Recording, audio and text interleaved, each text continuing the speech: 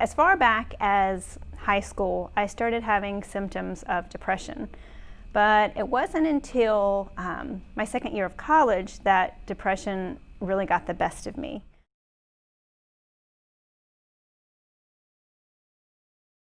Whenever I was diagnosed with the depression, my second year of college, I was put on an antidepressant, and it helped for a while, but then it didn't. I started to feel like a zombie and was pretty much okay with being on the couch all the time, but you can't function like that. Sure, in times of depression for those 10 years, I hated myself. I didn't want to live.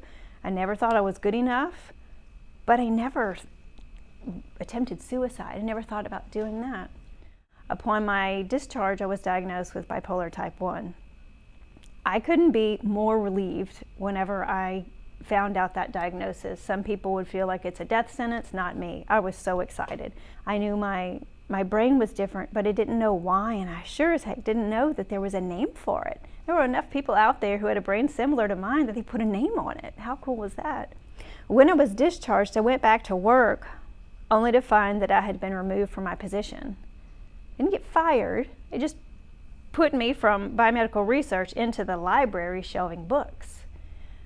So I was pretty humbled, depressed, whatever word is relevant there. But finally I had enough, and I said, God made me and He didn't make a mistake. And you do have a gift and you aren't broken. So October 2017, I did a Facebook Live video. It was it's a World Mental Health Day. I decided to do it. And I disclosed my diagnosis, told my story. I reached out to NAMI and heard of this program called In Our Own Voice, where people who struggle with mental health conditions share their story in hopes of providing hope to others who've had similar diagnoses. And that has been a huge part of my recovery as well. I want other people to have the hope that I really didn't have way back then, to know that you're going to be okay and you can live a happy, healthy life. You just have to learn how to deal with it, and you can't be ashamed. God forbid you can't be ashamed. If any of this resonates with you, if you're feeling like you have any of these symptoms, take the first step. Don't stay in hiding or stay confused like I did. Reach out. And that first step that you can take would be to call NAMI.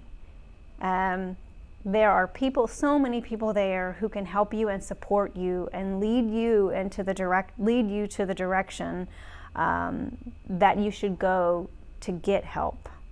You don't have to do it by yourself. You don't have to do it by yourself.